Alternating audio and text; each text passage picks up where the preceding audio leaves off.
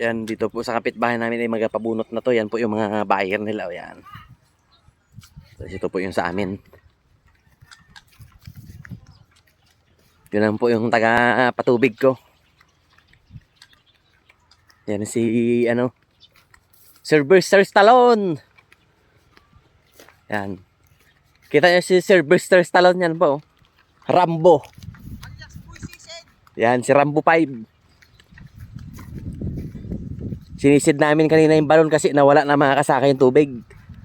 Binawasan namin ng lupa. Kaya nakahubad si Rambo. Nagsisid kami kanina eh. Yun po yung kabila po. Yan po yung mga buyer. Yan, oh. Mga big buyer daw yan eh. Nakaka-conquest. Ang kuha daw niyan ay 100 10 to 120. Ito yung si Rambo. Nagpatubig kami mga kasaka. Oh, purma na oh.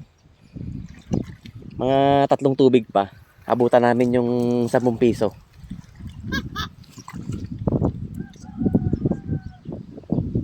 Tagas bukek. Tagas mo na. Hey. Kaset ke buk. Kaku tagas.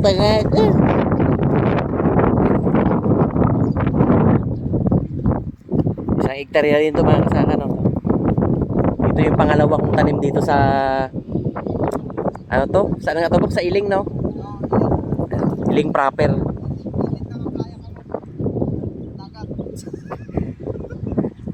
Ito po, ayan.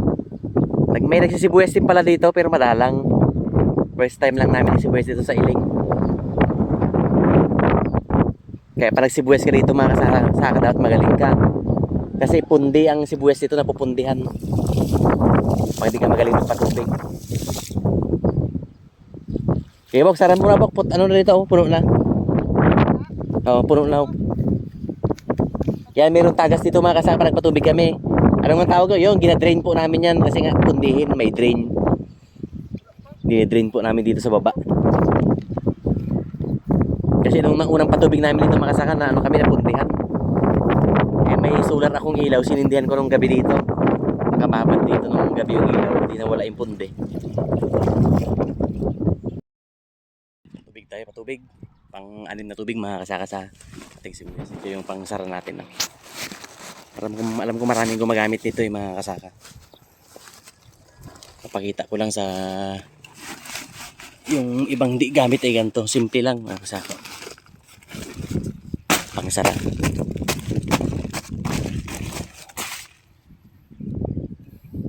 Bali, nalagyan mo ng lupa di mga kasaka ito. Ito baba. Ipit lang yan.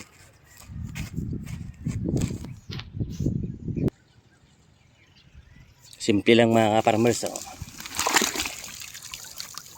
Alam ko maraming gumagamit na nito. Share ko lang sa iba.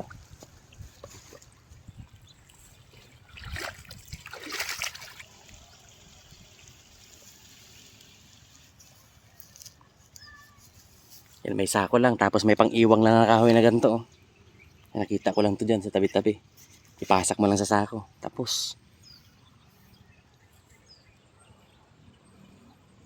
kahit link wala. Kahit sampatak na tatagas.